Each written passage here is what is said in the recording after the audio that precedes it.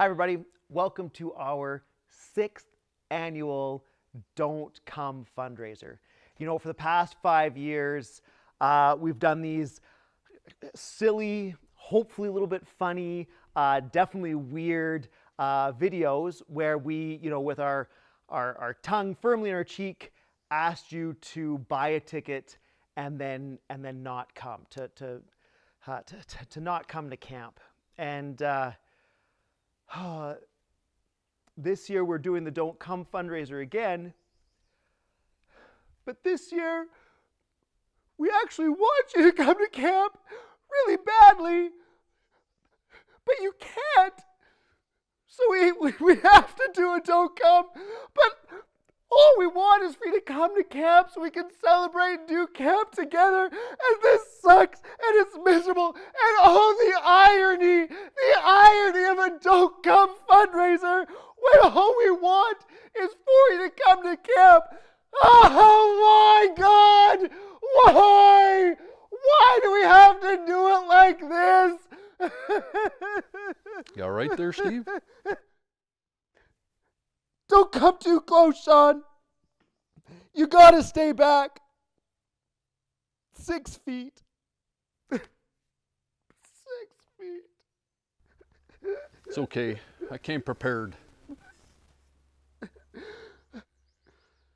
Oh. Thank you, Sean. Thank you, Sean.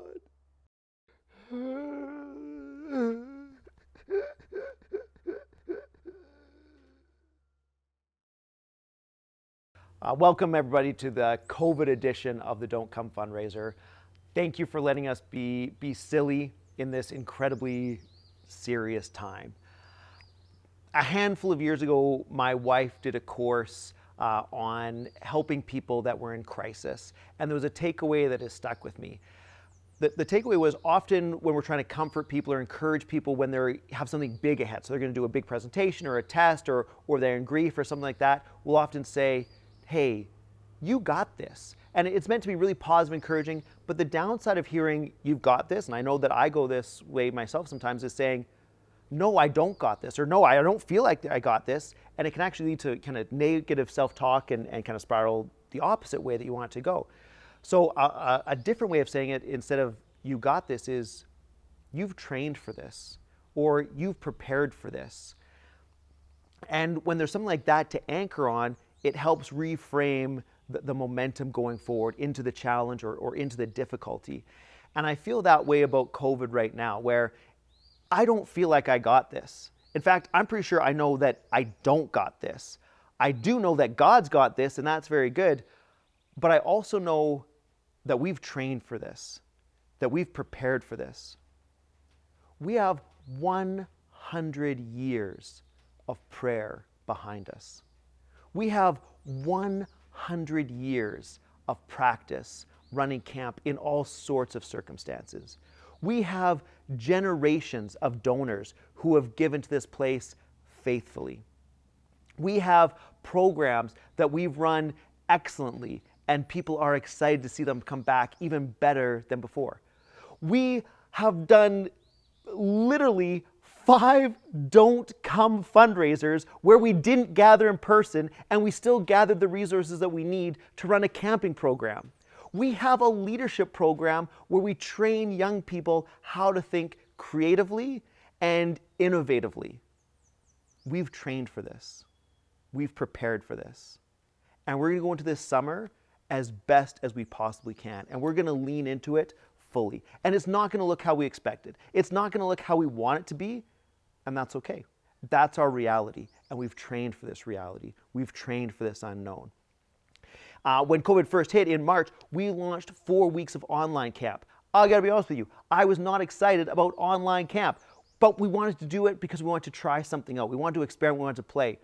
And this was surprising, but we had 2 kids come to Christ during our online camp. And I know I was, fake crying at the beginning of this video, but this actually is something that strikes me deeply, because I wasn't expecting that at all. I was expecting us to do these online camps. They're going to be good, and there's going to be some fun, and hopefully some positive stuff would come out of it. But I really didn't expect, and this is foolish of me, I didn't expect God to show up and move. But he did. And that's a bit overwhelming to me. So this year, we don't get to run camp like we normally would, but we're going to run camp. We're going to do day camps. We're looking at doing 5 weeks of programming this summer. And it's not how we want it to go, but we're going to lean in. And we're going to expect a God who does the unexpected to show up and show up powerfully and to move in ways that we're just along for the ride for. But I can't do that on my own. I actually need your help. So the good news is we actually have a lot of funding from the wage subsidy program and the Canada Summer Jobs. So basically all of our staff we get for free, but we still have some expenses at the camp. We have a $30,000 insurance bill that's due, and it takes about $10,000 of expenses to keep the lights on for the month. So we need about 60 grand to get us through the summer.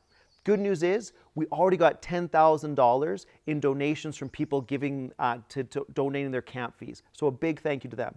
That means we need 50 grand to be able to run camp this summer. Can you please help us? We're looking at 100 individuals or families to donate $500 so that we can create space for campers to connect with Christ in a way that we don't know how it's going to go, but we're super excited to see what God does with it. If you can't give 500, that's great. Give whatever you can, but we're looking for 100 people at $500 each. Please join me this summer in seeing what God does in these historic and unprecedented and unpredictable times. May the grace and peace of the living, the enormous, the powerful, and the unexpected God be with you.